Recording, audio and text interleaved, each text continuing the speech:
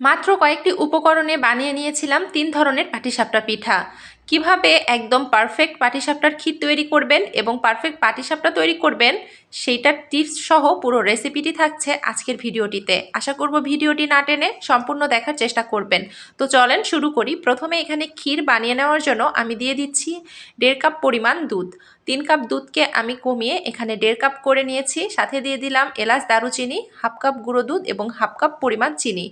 মিশ্রণগুলোকে একত্রে মিশিয়ে দিয়ে দিলাম এখানে 2 চা চামচ দুধের সাথে হাফ চা চামচের একটু কম শুকনো চালের গুঁড়ি মিক্সড করে সেই উপকরণটি দুধের মধ্যে দিয়ে দিলাম। এবার অনবরত নাড়তে থাকতে হবে। এ পর্যায়ে চলে আসলে এলাচ এবং দারুচিনি আমি উঠিয়ে নিচ্ছি। সাথে দিয়ে দিচ্ছি 1 চা চামচ পরিমাণ ঘি। ঘি দেওয়ার জন্য কিন্তু একটা শাহি ফ্লেভার চলে আসবে। এবার মিশ্রণটিকে ভালোভাবে নাড়তে থাকতে হবে। ঠিক এই পর্যায়ে চলে আসলে চুলা জালটা অফ করে আমি ক্ষীরটাকে উঠিয়ে নিব। এবারে আমি মিশ্রণটাকে রেডি করার জন্য দিয়ে দিচ্ছি এখানে 1 কাপ পরিমাণ শুকনো চালের গুঁড়ি, সাথে দিয়ে দিলাম হাফ কাপ পরিমাণে আটা বা ময়দা। আমি এখানে আটা ইউজ করেছি, আপনারা চাইলে ময়দা ইউজ করতে পারেন। দিয়ে দিলাম 1 চা চামচ চিনি। এবার শুকনো উপকরণ মিশিয়ে দিয়ে দিলাম উষ্ণ গরম পানি দিয়ে এবার আমি মিশ্রণটিকে ভালো মতো হ্যান্ড উইক্সের সাহায্যে মিক্সড করে নিব। এই ধরুন 3 থেকে 4 সেকেন্ড ভালো মতো এটাকে মিক্সড করে নিতে হবে।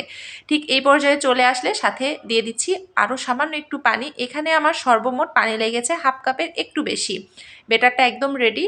এবার চলে আসলাম চুলোয়। একটি প্যানে আমি ঘি বা তেল ব্রাশ করে নিয়েছি। এবার 1 চা চামচ বেটার দিয়ে আমি মাঝখান থেকে ঘুরিয়ে রুটির শেপ করে নিয়ে মাঝখান থেকে ক্ষীর দিয়ে আমি ঘুরিয়ে নিলে কিন্তু পাটিসাপটা পিঠাটা রেডি হয়ে গেল। সেকেন্ড রেসিপিতে চলে আসলাম। দিয়ে দিলাম আবারও 1 কাপ পরিমাণ শুকনো চালের গুঁড়ি, হাফ কাপ পরিমাণ আটা, সাথে দিয়ে দিচ্ছি এখানে আমি হাফ কাপ পরিমাণ গুড়। এই গুড়টাকে আমি প্রায় 1 কাপ পরিমাণ পানি দিয়ে একটু জাল করে নিয়েছিলাম। এবার মিশ্রণটিকে আবারও ভালোভাবে মিক্সড করে সাথে দিয়ে দিচ্ছি সামান্য একটু উষ্ণ গরম পানি। এবার কিন্তু ব্যাটারটা একদমই রেডি।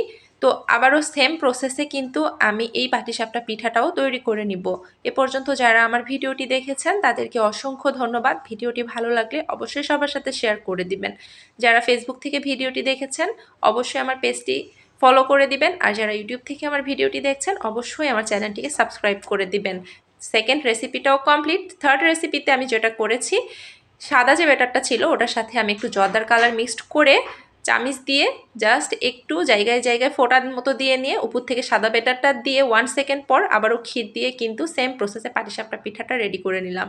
এখানে কিন্তু আমি রেড ফুড কালার দিয়েও একটা তৈরি করে নিয়েছি। এখানে যে কোনো কালার দিয়ে কিন্তু আপনারা এই বাহারি পাটিসাপটা পিঠাটাও তৈরি করে নিতে পারেন। পিঠাটা কতটা পারফেক্ট হয়েছে আপনাদেরকে কিন্তু আমি ভেঙেও দেখাচ্ছি। আশা করি আজকের ভিডিওটি আপনাদের কাছে ভালো লেগেছে। ভালো লাগলে অবশ্যই সবার সাথে শেয়ার করে দিবেন। নেক্সট দেখা হবে নতুন কোনো ভিডিওতে। আল্লাহ হাফেজ, আসসালামু আলাইকুম।